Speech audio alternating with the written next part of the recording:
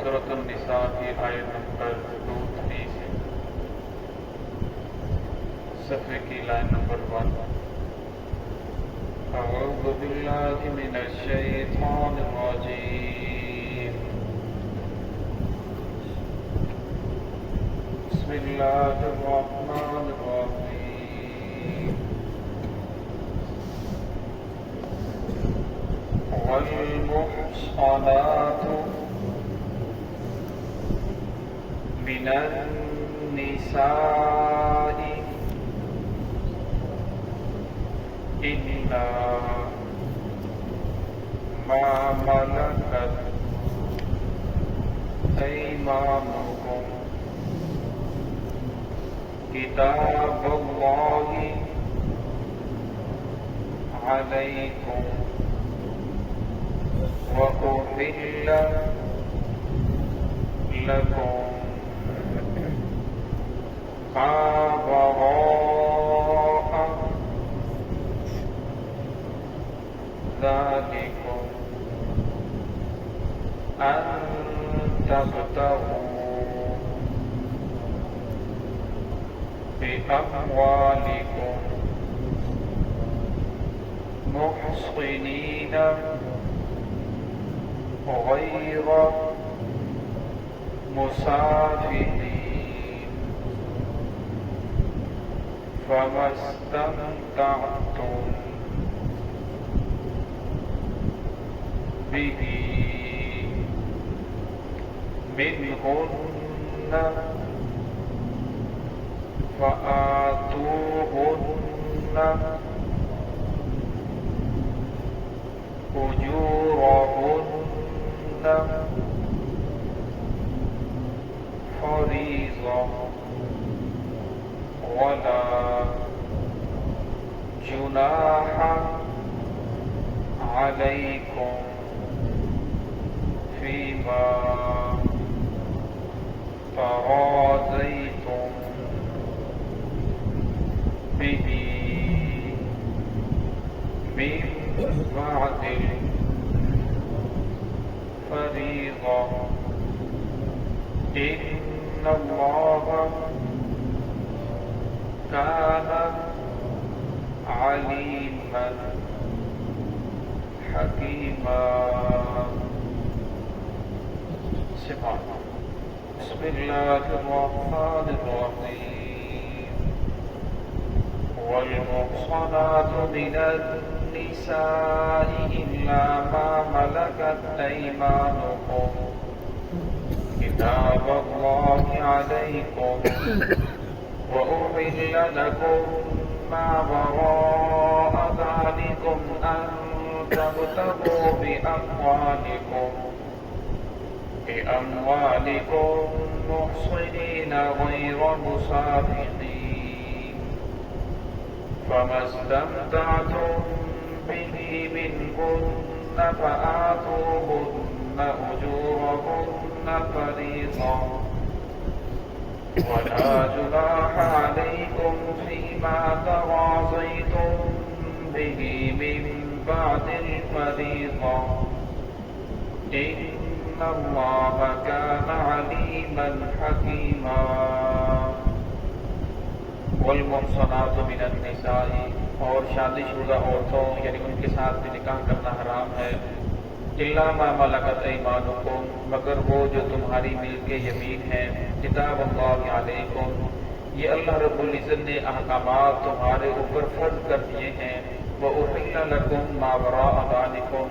اور ان عورتوں کے علاوہ جتنی بھی عورتیں ہیں ان کے ساتھ تمہارے لیے نکاح کرنا جائز ہے، ان تبتغوا باموالکم، یہ کہ تم انہیں تلاش کرو اپنے مالوں کے ذریعے، محصنین، نکاح کی قید کے اندر رکھنے کے لیے،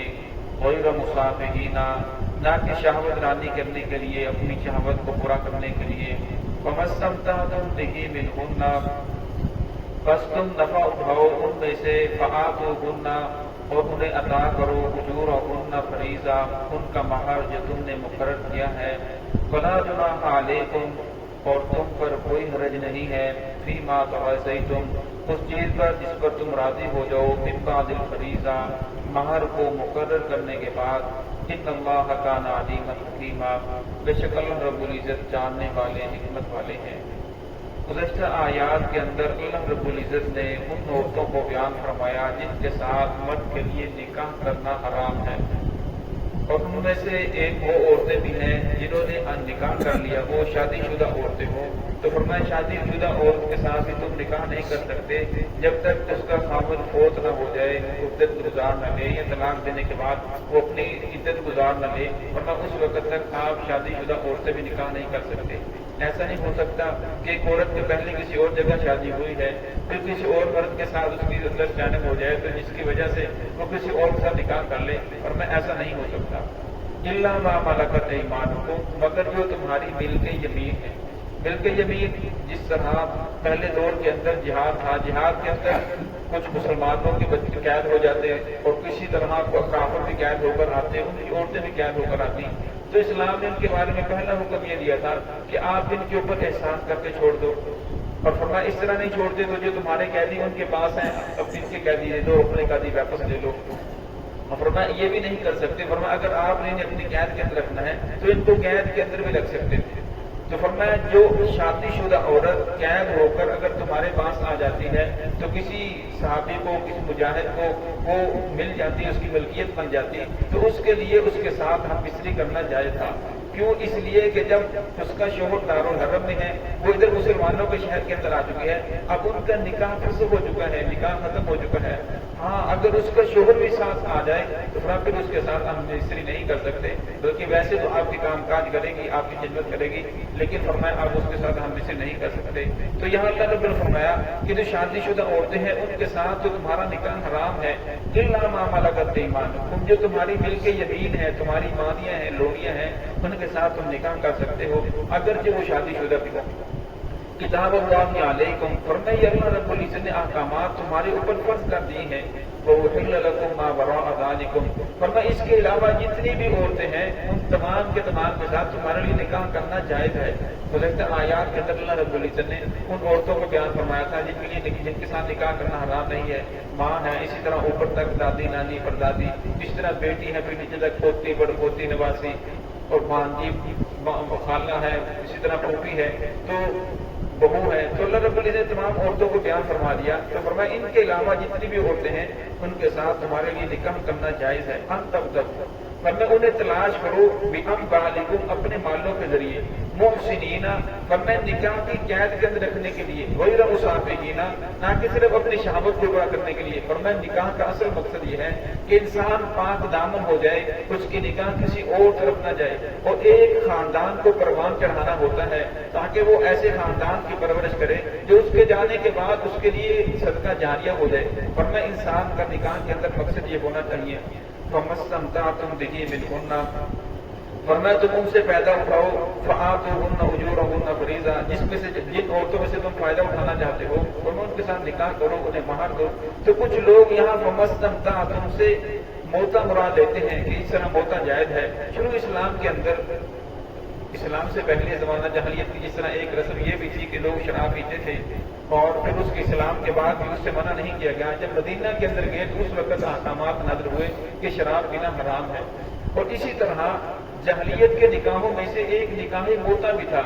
عرب لوگ بہت دور دور تک تجارت کے سفر میں جاتے اور وہاں مہینوں مہینوں کا وہاں ٹھہرتے، اور پھر جب وہاں جاتے تو وہاں جا کر نکاح موتا کسی عورت کے ساتھ طے کر لیتے کہ میں آپ کے ساتھ 1 مہینہ رہوں گا، یہ 1 دن رہوں گا، یہ 4 گھنٹے، کچھ وقت مقرر کرتے تو اس کو اتنے پیسے دے دیتے۔ پھر اس سے اگر کوئی اولاد بھی پیدا ہوتی تو اس کا نسل ثابت نہیں ہوتا کیونکہ وہ کسی اور کے ساتھ بھی رہ چکی ہوتی تھی۔ تو اس طرح ایک عورت کئی مردوں کے ساتھ اس طرح نکاح کر لیتی، تو مرد بھی کئی عورتوں کے ساتھ اس طرح نکاح کر لیتے، جسے نکاح موتا کہا جاتا تھا۔ تو اسلام نے اسے حرام قرار دیا کیونکہ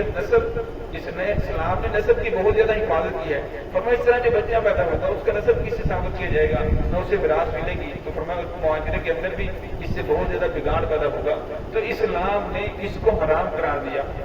شروع کے اندر اسلام نے حرام قرار نہیں دیا، پھر جس وقت خیبر کے موقع پر رسول اللہ صلی اللہ علیہ وسلم نے اسے حرام قرار دیا، پھر فتح مکہ کے موقع پر رسول اللہ صلی اللہ علیہ وسلم نے فرمایا کہ میں نے زمانہ جاہلیت کی تمام رسموں کو اپنے پاؤں کے نیچے کچل دیا ہے، اور پھر فرمایا کہ نکاح موتا بھی حرام ہے۔ اب اس کے بعد جو آدمی اس کے اندر مبتلا ہوگا، فرمایا اس کے اوپر اللہ رب العزت کی پکڑ آئے گی۔ حضرت عمر رضی اللہ عنہ نے اپنے زمانہ خلافت کے اندر یہ اعلان کروایا، فرمایا آپ صلی اللہ علیہ وسلم نے اللہ رب العزت نے نکاح موتا کو حرام قرار دے دیا، فرمایا اب کوئی شخص اس طرح کرے گا، مجھے پتہ چلا کہ وہ شادی شدہ ہے اور میں اسے سنسار کروں گا پتھروں کے ذریعے، اگر وہ غیر شادی شدہ ہوا تو فرمایا اسے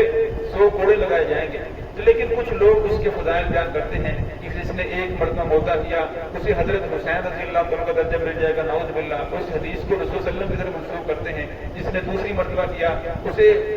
حضرت حسن رضی اللہ عنہ کا درجہ ملے گا، اور جس نے تیسری مرتبہ موتا کیا اسے نعوذ باللہ حضرت علی رضی اللہ عنہ کا درجہ ملے گا، جس نے چوتھی مرتبہ کیا اسے محمد رسول اللہ صلی اللہ علیہ وسلم کا درجہ مل جائے گا۔ حالانکہ ایسی بات نہیں ہے، اسلام نے اسے حرام قرار دیا ہے۔ فمستمتعتم وہ صرف اسی آیت سے مستعد تمہارا فائدہ اٹھانا، جسے تم فائدہ اٹھاتے ہو تو اسے مہر دو۔ تم لوگوں نے اسے استدلال کر کے موتے کو ثابت کر لیا، اللہ کی شریعت نے اسے حرام قرار دیا ہے۔ ولا جناح علیکم فرمایا تم پر کوئی حرج نہیں ہے، فیما تراضیتم کہ تم راضی ہو جاؤ میاں بیوی من بعد الفریضہ مہر کو مقرر کرنے کے بعد، مہر مقرر کیا، مقرر کرنے کے بعد وہ دونوں کسی بات پر راضی ہو جائیں۔ عورت کہتی ہے میں نے آپ سے مہر لینا ہی نہیں ہے، میں آپ سے کم لینا ہے، چوتھا حصہ لینا ہے، مجھے اتنا دے دو، تو فرمایا اس کے اندر کوئی حرج نہیں ہے۔ یہ مہر جس وقت مقرر کیا تھا تو اس وقت کم کیا تھا، تو بعد کے اندر جو اسے زیادہ مہر دینا چاہتا ہے، فرمایا اس کے اندر بھی کوئی حرج نہیں ہے۔ اصل کے اندر جو مہر مقرر کیا جاتا ہے اس کے اندر جس طرح اور بہت ساری حکمتیں ہیں، اس کی ایک حکمت یہ بھی ہے کہ عورت جب اپنے گھر کو چھوڑ کر آگے خاوند کے گھر کے اندر جاتی ہے، وہاں مہمان بن کر نہ جائے، وہاں مالک بن کر جائے۔ آپ صلی اللہ علیہ وسلم کی حدیث ہے، پوچھا گیا صلی اللہ علیہ وسلم مہر کے بارے میں، آپ صلی اللہ علیہ وسلم فرمایا لا مہر اقل من 10 دراہم، فرمایا مہر کی جو کم سے کم مدت ہے وہ 10 درہم ہے، اس سے جو کم ہے وہ مہر نہیں ہے۔ یہ بھی بہت یعنی آخری حد ہے کہ کم سے کم جو ہے وہ 10 درہم ہے، جس کی تقریباً 5 آج کل 7 ہزار روپے بنتی ہے۔ تو ایک درہم کی جو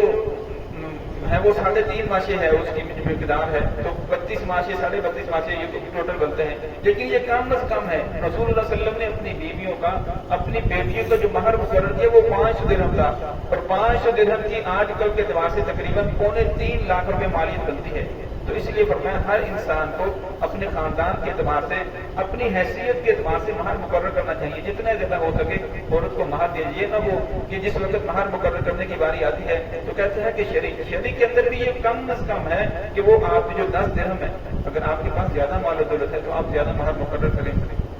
ان اللہ کان علیما حکیما، فرمایا اللہ رب العزت جاننے والے ہیں، حکمت والے ہیں، فرمایا اللہ رب العزت نے احکامات بیان کر دیے۔ اب اس کے بعد جو آدمی اس کے اندر رد و بدل کرے، بظاہر کچھ پیش کرے، دل کے اندر کچھ ہو، فرمایا اللہ رب دلوں کے حال کو جاننے والے ہیں۔ فرمایا عورت جو ہے اس کا جو حق مہر ادا کیا جاتا ہے وہ اس کا حق ہے، اگر وہ خود معاف کرتی ہے تو فرمایا پھر تو معاف ہو سکتا ہے، اگر وہ خود معاف نہیں کرتی، وہ جو مرد ہے وہ کسی ہیلی بہانے سے معاف